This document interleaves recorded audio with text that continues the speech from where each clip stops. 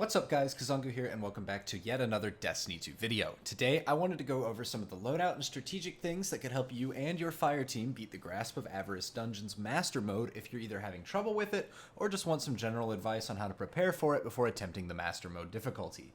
I'll also give a quick explanation of the different rewards for this difficulty compared to the normal difficulty of Grasp of Avarice. This acts as a sort of companion video to my early guide to Grasp of Avarice, and I'll have a third video detailing how to do the solo flawless version of this dungeon as well. That'll be uploaded later this week, but before we begin with this video, if you like it or find it helpful, a like and subscribe are always greatly appreciated and go a very long way to help out my channel, plus it is a great way to find out when I upload a new video. Thank you again for watching, and let's get on to the video. So, what rewards are in store for you if you're going to do the Master Mode version of Grasp of Avarice? Well, there are a few rewards that are specific to the Master difficulty of the dungeon. First, finishing the dungeon on Master will complete the triumph for doing the dungeon on Master, obviously, and the reward for finishing this triumph is the Gallerswift Sparrow. It's nothing special, but it is a nice reward for a triumph, and it's a sparrow that looks like Gallarhorn, so I very much like it. However, the main improvement to the loot from Master Mode is the addition of what is now known as Artifice Armor. This armor is slightly different from its normal mode counterpart since it has an extra mod slot designed for seasonal artifact mods. This means that with Artifice Gloves, you'll be able to run both your champion mods and still potentially have room for your reload mods, so long as there are leftover energy on your armor. With Artifice Boots, for example, you'll be able to have a scavenger for both your special and heavy weapon, and then still keep either Better Already or Recuperation on your boots, so long as one of the scavenger mods is a version from the seasonal artifact. It's only a slight upgrade from your normal armor, but for players doing Master and Grandmaster level content, this is a pretty decent upgrade in my opinion. Also, as of the making of this video, Master Mode Grasp of Avarice is the only source of Artifice Armor. The dungeon does not drop adept weapons, but it does drop this Artifice Armor, and again is the only place in the game you can currently get it. Now that I've got the rewards out of the way though, let's have a look at the general loadout advice before you start. I'm going to recommend generally defensive options here, just because in the dungeon you have as many damage phases as you need. These bosses don't tend to have any kind of a harden rage, so you can use as much time and damage phases as needed, and if you're not having trouble with the general combat of the dungeon, then you should just opt for your preference of exotic for each encounter, like Celestial Nighthawk and Curse of the Falling Star for Hunters and Titans for the boss encounters, or something else for Warlocks. However, if you are having issues with getting wiped in the encounters, whether that be to the boss or to the ads, I'm going to suggest some loadouts right now. First, all classes get a great benefit from a charged with light-centered build that uses protective light. You can also add elemental well mods like Well of Life and Well of Tenacity for healing and damage resistance, but whatever combat style mods you opt for, I recommend that you make sure they're survivability focused, things that give you either damage resistance or healing. Enemies in this difficulty of the dungeon do hit much harder than the ones in the normal difficulty, and that's why I recommend this. However, looking at specific loadouts for your classes, for Titans, your best general use armor piece for this dungeon by far is, very surprisingly actually, Precious Scars. This helmet has been a huge underperformer ever since it released with Beyond Light over a year ago, but this time around I actually think it has found a niche because dungeons, including the Master Mode of Grasp of Avarice, have very, very forgiving revive mechanics. When you die, you'll have to wait 45 seconds to revive yourself, which is more than any other activity in the game, but your teammates are able to revive you right away, unlike Nightfall Strikes. However, also unlike raids, where instant team revives are also possible, dungeons do not have a revive token system, even on the Master difficulty, so you do not have the revive lockout of a Nightfall, nor do you have the revive token of a raid. As a result, you and your fire team can die as many times as needed, so long as one player is alive at all times, preventing the wipe. As a result of that, you will likely experience more deaths than normal due to the higher power level of 1360, but you can use Precious Scars to keep your entire team topped off with a very powerful overshield on revives.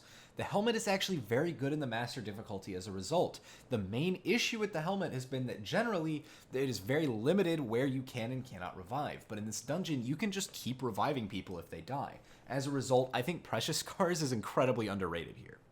For Titan subclasses specifically, my number one recommendation for your subclass if you're having trouble is going to be Top Tree Void, just so you get access to healing on melees as well as the charged melee overshield and bubble for your super. For Hunters, I'm going to recommend that you use either the Omni Oculus chest piece with Bottom Tree Void or Stasis build with Assassin's Cowl. If you do opt for the Stasis build, I would recommend actually using Shatter Dive for killing combatants, since Shatter Dive plus Glacier Grenade, while getting a massive nerf in PvP, did receive a massive buff in PvE with last week's 30th anniversary update, and it clears ads pretty much as well as a Nova Bomb now. Surprising, but I would definitely recommend using it here. The Assassin's Cowl helmet will also help you stay full health and invisible, but it will not buff your teammates in any way, and as a result, I like to opt for the Bottom Tree Void build with Omni Oculus. If you opt for this, however, you'll get the ability to make your teammates invisible, but also make them more resistant to damage due to this exotic chest pieces perk. I like this a little more than the Stasis setup, but you can honestly go either way. Warlocks, my number one recommendation for you is going to be to run Middle Tree Solar subclass. Well of Radiance is super strong here since the Burden of Riches mechanic is able to get your super back repeatedly, and as a result, you'll be able to effectively keep healing up for you and your team pretty much all the time. And you can also pair this with the Stag helmet for even more resistances to protect yourself inside of your rift, and you can also opt for Sanguine Alchemy instead of Stag if you want to keep your rift up longer. But generally, I like the Stag the most since that damage resistance buff is really, really good, and it did not receive much of a nerf in PvE at all, even though they did touch it in PvP. As for the specific encounters of this dungeon, I will say that there's not really anything specific that you need up until the Ogre Encounter, so I'm just going to skip to that. Generally, for everything before that, the enemies are a little stronger, but that's really it. No real strategy changes, just keep moving forward and try not to wipe, but there's not really any strategy for the encounters up until the Ogre. For the Ogre, however, the first thing you're going to need to know is that cover is going to be your best friend. This Ogre can absolutely melt you, especially due to the power level difference, so I just try to make sure that there's some kind of solid object between me and the Ogre at all times. The other thing to know is that once you kill the Vandal with the Scorch Cannon, you can actually pick it up from the ground underneath the platform he stands on. You don't need to actually jump up top. If you pick it up from the ground, it makes it really, really hard for the Ogre to actually shoot you while you grab the Scorch Cannon, and it makes it much, much safer. You don't have to worry about dying and getting stuck.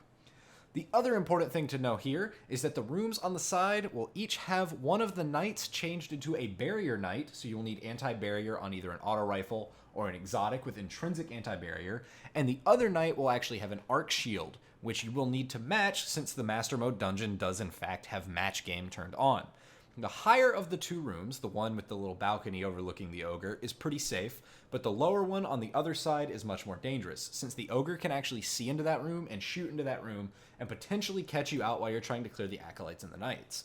Also, this Ogre will almost certainly take your team more phases than normal, and I still recommend Sleeper for DPS, but a Legendary Linear Fusion paired with Arbalist if you need that for anti-barrier is also really solid for doing this room. My team was consistently able to 2-phase him, but you might need 3. If you do, it's whatever. It's really not that hard once you practice it a little bit. For the Sparrow Race section, not much changes at all. The enemies do deal more damage, so just be careful with your pathing, but you still just need to make it to the end in time. However, it shouldn't give you too much trouble. It didn't give us much more trouble. Just maybe a couple wipes here and there because Sparrows blow up. But if your Sparrow's on fire, stop at the mine, hop off, resummon, things like that. The Sparrow run is basically the same as it is on normal. For the Fallen Shield encounter, this one also doesn't change a whole lot, but there's a couple important things that you are going to want to make sure you're prepared for. First, you're going to make sure that you have Overload on, whether that be Overload Bow, Overload Sword, or an exotic like Divinity that has built-in Overload, since the captains in this section are now converted into Overload captains, and you will need a way to stun them, and they're very, very dangerous in this section. You will also need to make sure you have some form of void damage, as the servitors that you have to kill in order to get the servitor cores to blow up the shield generators now also have void shields. You'll need to break those before you can kill the servitor. Other than those two changes, this encounter is basically the same as it was before. Just be careful for the captains since they have the shrapnel launcher shotgun and they're pretty dangerous. But Overload Bow is really solid, especially if you go with something like Le Monarch or Tiku's Divination to keep Overload applied and clear ads. If you decide to go with Overload Sword, the new energy swords Half Truths and the other half with the perk Eager Edge are actually very great, since this perk's dash will snap you to the champions that you need to hit. However, generally just try and stay alive, but the overall strategy does not change that much. You're still just going around killing ads, killing servitors, and launching the servitors into the shields.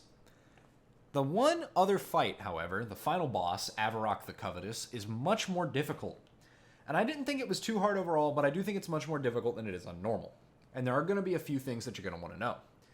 First, there are now anti-barrier servitors that spawn both at the start of the encounter and at the end of each damage phase. They're not too dangerous, but they can make the other enemies immune. And if the other enemies are immune, you won't be able to clear them, and they might be able to kill you.